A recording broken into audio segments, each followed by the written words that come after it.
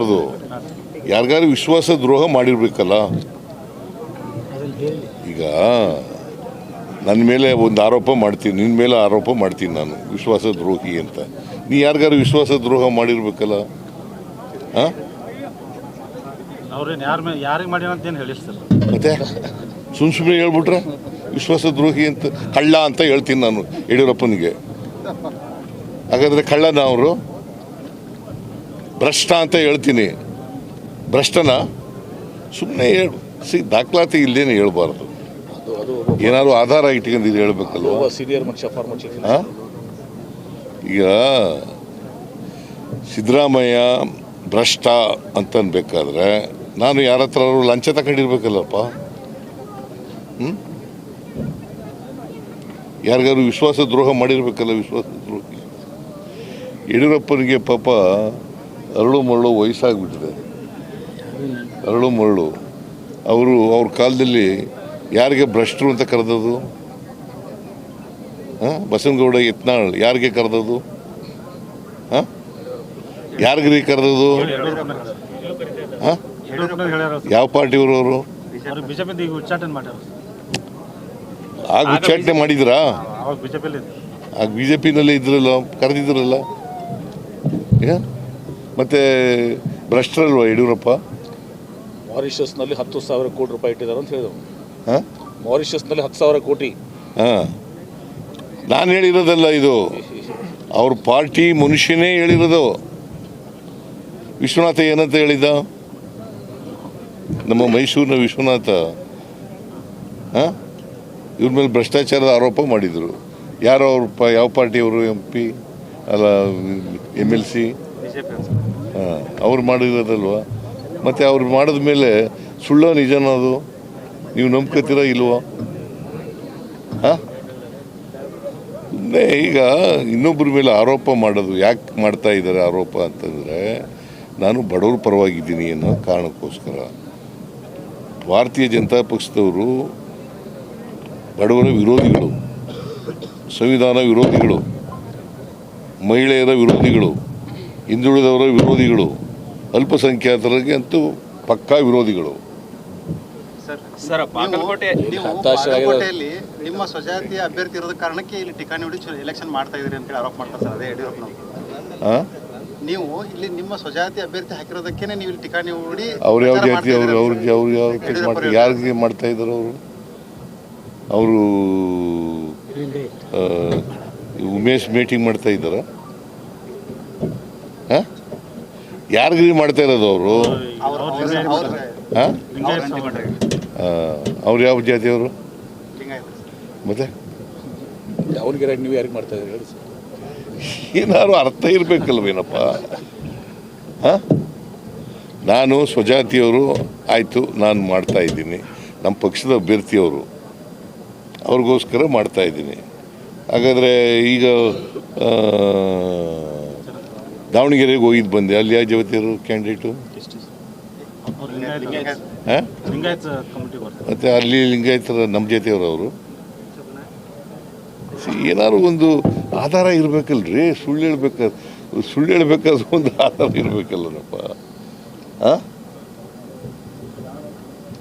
ಸುಮ್ಮನೆ ಏನು ಬೇಕಾದ್ರೂ ಬಾಯಿ ಬಂದಾಗ ಏನಾದ್ರು ಮಾತಾಡೋದ?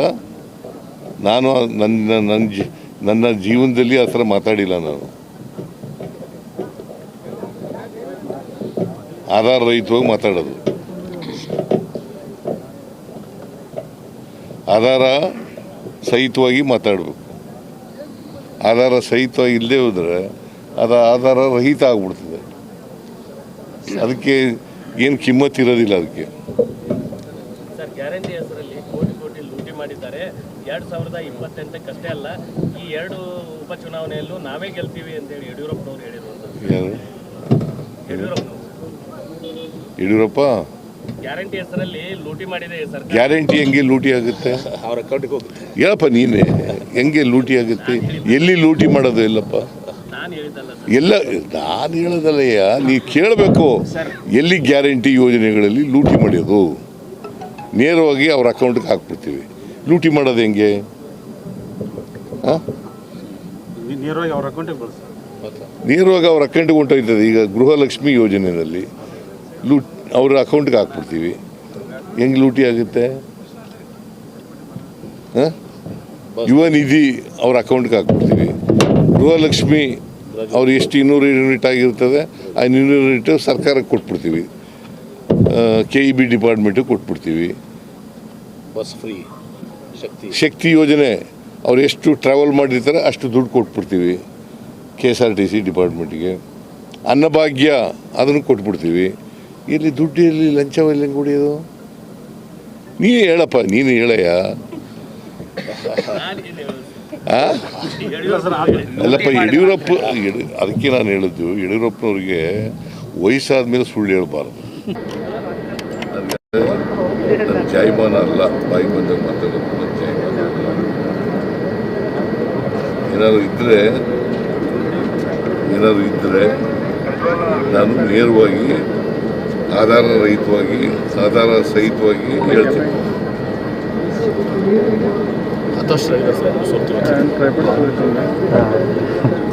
ಕಾಂಗ್ರೆಸ್ ಸೋಲಿನ NSUI ಕಾರ್ಯಕ್ರಮ ಮೆಡಿಕಲ್ ಕಾಲೇಜ್ ಕ್ಯಾಂಪಸ್ನಲ್ಲಿ ಬಿಜೆಪಿ ವಿರುದ್ಧ ಕರಪತ್ರಗಳನ್ನು ಹಂಚ್ತಾ ಇದೆ ಅನ್ನೋ ಆರೋಪ, ಸಂಬಂಧಪಟ್ಟ ಗಲಾಟೆ ಕೂಡ ಆಗಿದೆ ಸರ್. ಪ್ರಚಾರದ ಒಂದು ಭಾಗ ಅದು ಅಷ್ಟೇ. ಯಾವುದೇ ಕೇಸರಿ ಶಾಲೆಗಳನ್ನು ಹಾಕೊಂಡು ಹಾಸ್ಟೆಲ್ ಹುಡುಗರುಗಳಿಗೆ ಕೇಸರಿ ಶಾಲೆ ಹಾಕೊಳ್ಳೋರು ಅವ್ರ ಆರೋಪ ಯಾರು? ಕೇಸರಿ ಶಾಲೆ ಹಾಕೊಳ್ಳೋರು NSUI ಕೇಸರಿ ಶಾಲೆ ನಮ್ಮ ವಿರುದ್ಧ ಪಾರ್ಟಿ ಹಾಕೊಳ್ಳೋರು.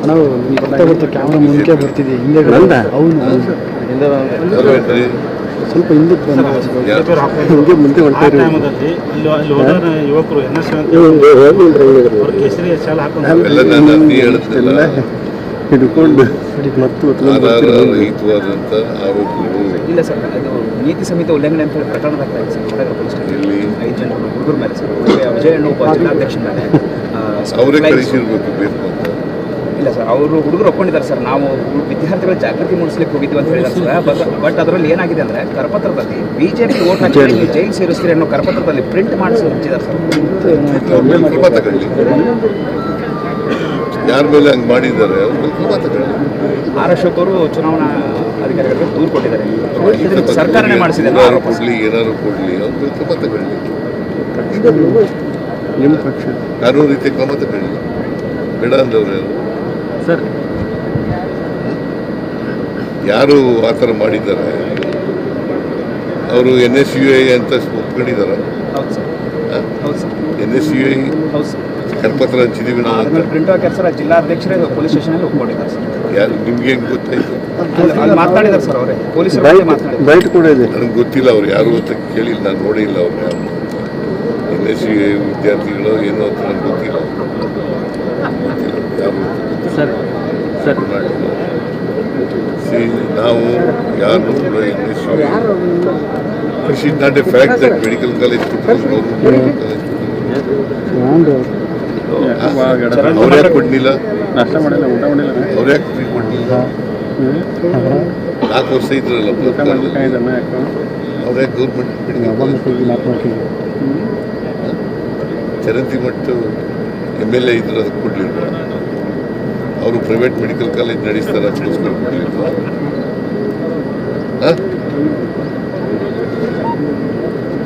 ಅದಕ್ಕೆ ಕೊಡ್ಲಿಲ್ವೇನ್ರಿ? ಅದು ಅವ್ರ ಗೌರ್ಮೆಂಟ್ ಅವ್ರು ಏನು ತೀರ್ಮಾನ ಅವ್ರ ಗೌರ್ಮೆಂಟ್ ಅವರೆಲ್ಲ ಏನು ತೀರ್ಮಾನ 4 ವರ್ಷ ಇದ್ರಲ್ಲ. ಅಲ್ಲ ಸರ್, ಯಾಕೆ ಗೌರ್ಮೆಂಟ್ ಮೆಡಿಕಲ್ ಕಾಲೇಜ್ ಕೊಡಲಿಲ್ಲ? ಬಾಗಲಕೋಟೆಗೆ ಗೌರ್ಮೆಂಟ್ ಮೆಡಿಕಲ್ ಕಾಲೇಜ್ ಬೇಕಾಗಿತ್ತ ಬಿಡ್ಲ್ವಾ? ಅಗತ್ಯ ಇತ್ತು. ಅದನ್ನು ಕೊಡಿಸ್ತವ್ರು ಯಾರು? ಘೋಷಣೆ ಮಾಡಿದವ್ರು ನೀವು ಸರ್. ಘೋಷಣೆ ಮಾಡಿದವ್ರು ನೀವು ಸರ್. ನಾನು ಘೋಷಣೆ ಮಾಡಿದೆ, ಕೊಡಿಸ್ತವ್ರು ಯಾರು? ಪ್ರಯತ್ನ ಪಟ್ಟವರು HY ಮೇಟಿ ಅವರು. ಅದು ಈಗಲಲ್ಲ, 16-17 ಅಲ್ಲಿಂದ ಹಠ ಹಿಡ್ಕೊಂಡಿದ್ರು. 16-17 ಸರ್, ಈ ಪರಮೇಶ್ವರ್ ಅವರು ಇನ್ನೂ 5 ವರ್ಷ ಸಿದ್ದರಾಮಯ್ಯನವರೇ CM ಆಗಿರ್ತಾರೆ. ಹೈಕಮಾಂಡ್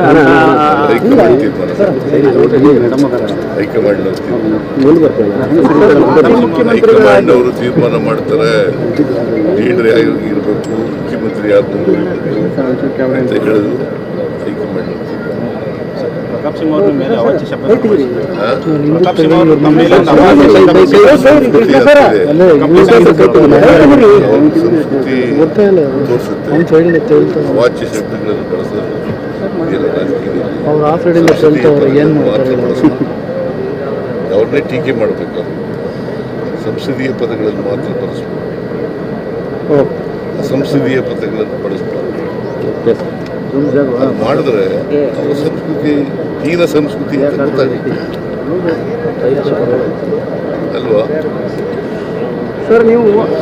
ಸರ್ ಈಗ 5 ಬಾರಿ ನೀವು ಈ ಕ್ಷೇತ್ರಕ್ಕೆ ಮತಯಾಚನೆ ಮಾಡಕ್ ಬಂದ್ರೆ ಬಿಜೆಪಿ ಅವರು ಟೀಕೆ ಮಾಡುವಂತದ್ದಾಯ್ತು. ಆದ್ರೆ ಮಾಜಿ ಮುಖ್ಯಮಂತ್ರಿಗಳು ಬಂದು ಟಿಕಾಯಿ ಹೊಡಿದ್ದಾರೆ 2 ದಿನ ಆಯ್ತು ಸರ್. ಅದಕ್ಕೆ ಅವರಿಗೆ ರೆಸ್ಪಾನ್ಸ್ ಸಿಗ್ತಾ ಇರೋದ್ರಿಂದ ಮಾಡ್ತಾ ಇದ್ದಾರೆ. ಸರ್, ಈಗ ನೀವು 2 ಕ್ಷೇತ್ರದಲ್ಲೇ ಎಲ್ಲ ಸಂಚಾರ ಮಾಡ್ಕೊಂಡ್ರಿ, ನಿಮಗೆ ಯಾವ ಥರ ಏನು ಅನಿಸ್ತದೆ? ಜನರ ಸ್ಪಂದನೆ ನಮ್ಮ ನಿರೀಕ್ಷೆಗೂ ಮೀರಿ ಜಾಸ್ತಿ ಆಗ್ತಾ ಇದೆ. ಮತ್ತೆ ನಾವು ಗ್ಯಾರಂಟಿ ಯೋಜನೆಗಳು ಮಾಡಿದ್ದೀವಲ್ಲ, ಇವು ಜನರನ್ನು ತಲುಪಿದ್ದಾವೆ. ಜನರಿಗೆ ಹಣ ಬಂದಿದೆ.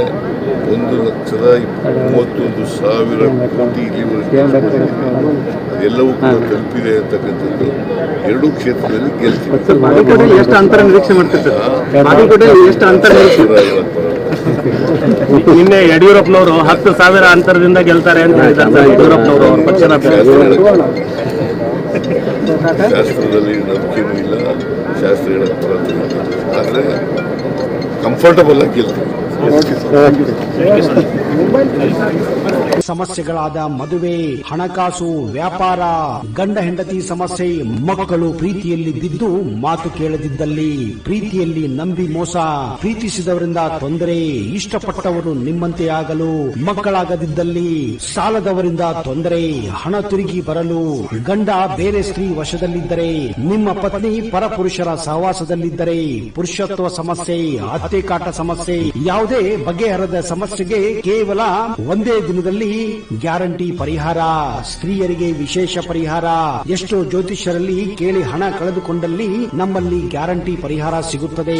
ಯಾವುದೇ ಸಮಸ್ಯೆ ಇದ್ದರೂ, ಎಂತ ಕಠಿಣ ಸಮಸ್ಯೆಗಳಿದ್ದರೂ ನಿಮ್ಮ ಜಾತಕ, ಫೋಟೋ, ಹಸ್ತಮುದ್ರಿಕಾ ನೋಡಿ ಭವಿಷ್ಯ ಹೇಳಲಾಗುತ್ತದೆ. ಇನ್ನು ನಿಮ್ಮ ಜೀವನದ ಎಂತ ಸಮಸ್ಯೆಗಳಿದ್ದರೂ ನಮ್ಮಲ್ಲಿ ಪರಿಹಾರ ಇದೆ. ಕೂಡಲೇ ಕರೆ ಮಾಡಿ ಅಥವಾ ವಾಟ್ಸ್ಆಪ್ ಮಾಡಿ.